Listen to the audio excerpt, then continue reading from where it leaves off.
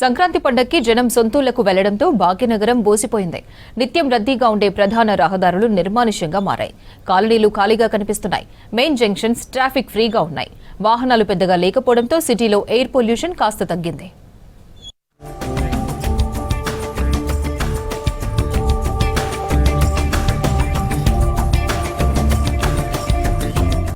సంక్రాంతి పండగకి నగరవాసులు పల్లెబాట పట్టడంతో Bhagyanagaram బోసిపోయింది.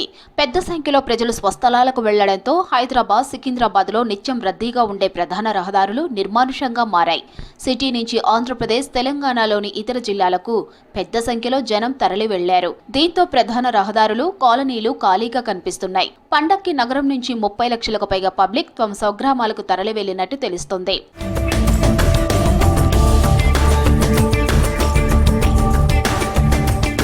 Normal days లో full traffic ఉండే ప్రాంతంలో ఇప్పుడు వాహనాల రద్దీ తగ్గింది.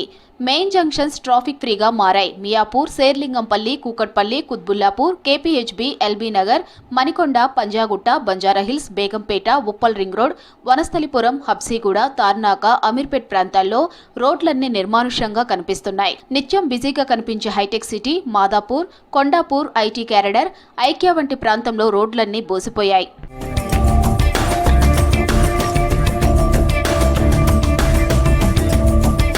పట్నం వాసులు బూర్లకు వెళ్లడంతో సిటీలో వాహనాల రద్దీ తగ్గడంతో పాటు నిర్మాణ పనులు ఆగిపోయాయి. నగరంలోని చాలా ప్రాంతంలో ఎయిర్ క్వాలిటీ ఇండెక్స్ మెరుగైంది. గత 2 రోజుల కిందటి వరకు 200గా ఉన్న ఎయిర్ క్వాలిటీ ఇండెక్స్ 150కి తగ్గింది. అయితే ఐటీ క్యారిడర్, సెంట్రల్ జోన్ ఇతర ఏరియాల్లో గాలి నాణ్యత ఇంకా పూర్ స్టేజీలోనే ఉంది.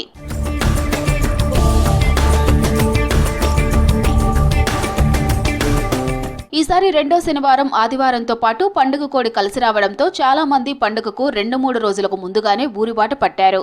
సంక్రాంతి ముగిసే వరకు నగర రోడ్లలో ఇదే పరిస్థితి కనిపిస్తుందంటున్నారు స్థానికులు.